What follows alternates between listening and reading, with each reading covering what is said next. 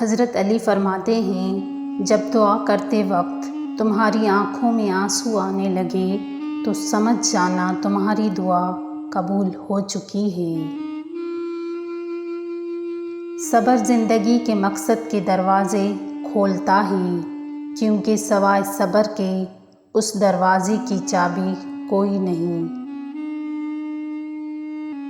اچھے انسان کی تعریف کے لیے اتنا ہی کافی ہے، وہ کسی کو تکلیف نہیں دیتا۔ دولت اور عہدے انسان کو عارضی طور پر بڑا کرتی ہیں، لیکن انسانیت اور اچھا اخلاق انسان کو بہت بلند درجے پر رکھتا ہے۔ مشکلات سے گھبرانا نہیں چاہیے، ستارے ہمیشہ اندھیرے میں ہی چمکتے ہیں۔ دنیا کی سب سے بہترین، خوبصورت اور حسین نعمتوں میں سے ایک نعمت نماز ہے۔ حضرت علی نے فرمایا، تمہارا ایک رب ہے، پھر بھی تم اسے یاد نہیں کرتے، لیکن اس کے کتنے بندے ہیں، پھر بھی وہ تمہیں نہیں بھولتا۔ وہ جگہ چھوڑو جہاں تمہارے احساس اور تمہارے الفاظ کی قدر نہ ہو، پھر چاہے وہ کسی کا گھر ہو یا کسی کا دل۔ ساری دنیا کے سارے لوگ تجھے اپنے فائدے کے لیے چاہتے ہیں، صرف تیرا رب ہی ہے جو تجھے تیرے فائدے کے لیے چاہتا ہے۔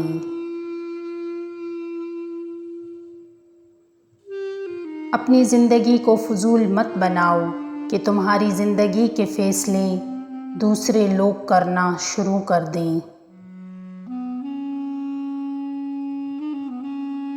دنیا کا سب سے غلط انسان وہ ہے جسے لگتا ہے کہ ہر بار ہر چیز میں صرف وہی صحیح ہے۔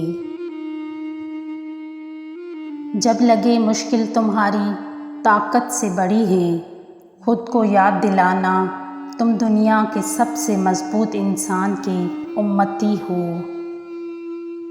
کچھ چیزیں اپنی حیا کی وجہ سے خاص ہوتی ہیں، قیمتی ہوتی ہیں، نایاب ہوتی ہیں، جیسے جنت میں چھپی ہوئی حوروں کی حیا، سیب میں چھپے ہوئے گوہر کی حیا، کوئلے کی کان میں چھپے ہیرے کی حیا، آنکھ میں چھپے آنسو کی حیا، اور پردے میں لپٹی عورت کی حیا۔ کچھ غلطیاں ایسی ہوتی ہیں جن کے لیے ہم کسی کو معاف تو کر سکتے ہیں، مگر پہلے جیسا تعلقات نہیں رہتے۔ اس دنیا میں سب سے خوفناک دشمنوں میں سے ایک وہ دوست ہے جو آپ کا دوست ہونے کا دکھاوا کرتا ہے۔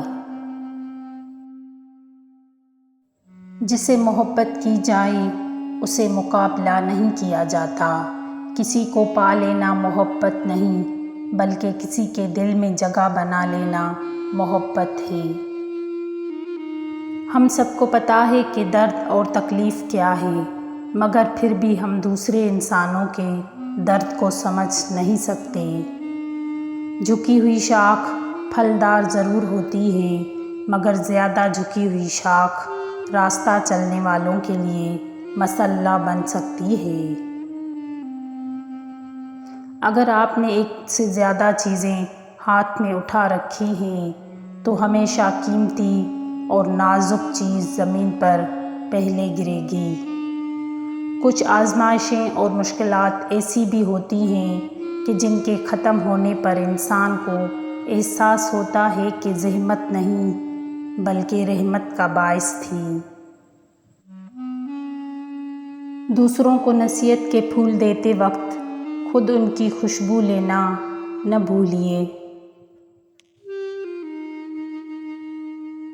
حضرت علی راضی نے فرمایا، جن کا دل صاف ہوتا ہے وہ اکثر ٹھکرا دیے جاتے ہیں۔ کامیابی حاصل کرو لیکن پیسے کے لیے نہیں، بلکہ اپنی پہچان بنانے کے لیے۔ ہو سکتا ہے تمہارے پاس کچھ نہ ہو بانٹنے کے لیے، مگر شکر کرنے کے لیے تمہارے پاس کوئی چیز لازمی ہوگی۔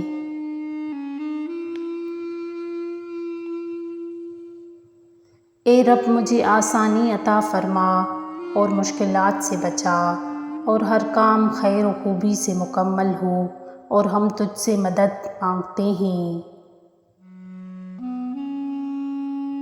ماں باپ کی باتیں کڑوی ضرور ہوتی ہیں، مگر یاد رکھیں کہ نیم کے پتے کڑوے سہی لیکن خون صاف کرتے ہیں۔ رب بہت رحیم و کریم ہے، روشن اور واضح نشانیاں عقل و شعور عطا کیے، لیکن ہم نے ان کی نافرمانی کر کے خود کو دنیا کے دھوکے اور آخرت کے خسارے میں ڈال رکھا ہے۔ رشتے بنانے سے پہلے رشتوں کا تقدس سیکھیے۔ باتیں بنانے کے لیے الفاظ تو بہت سارے میسر ہوتے ہیں، کردار بنانے کے لیے اعمال درکار ہوتے ہیں۔ زندگی کی سچائی کو سمجھنا بہت مشکل نہیں۔ جس ترازو میں دوسروں کو تولتے ہو، کبھی خود بھی اس میں بیٹھ کر دیکھیے۔ انسان تنہائی پسند تب ہونے لگتا ہے جب لوگوں کی حقیقتیں کھل کے سامنے آ جاتی ہیں۔ یا اللہ مجھے لوگوں کی حقیقتیں نہ دکھا، اس سے فقط میرا دل جلتا ہے۔ مجھے خاموشی سے، میری لا علمی میں ان کے شر سے محفوظ فرما، آمین۔ مولا علی فرماتے ہیں کہ جب کسی عورت کو اپنے لیے مخلص پالو تو یہ حق تمہارا ہے کہ باقی دنیا سے اندھے ہو جاؤ۔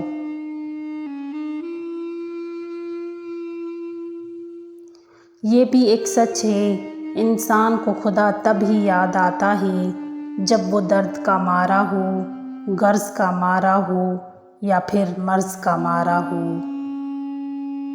پیٹ کی خاطر ان لوگوں سے بھی رشتے چھوٹ جاتے ہیں جنہوں نے ایک ہی پیٹ سے جنم لیا ہوتا ہے۔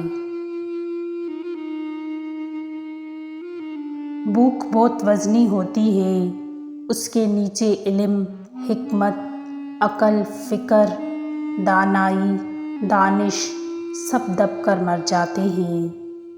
تکبر کی بہت بڑی قباحت یہ ہے کہ آدمی جب تکبر کا شکار ہوتا ہے تو نصیحت قبول کرنا اس کے لیے مشکل ہو جاتا ہے۔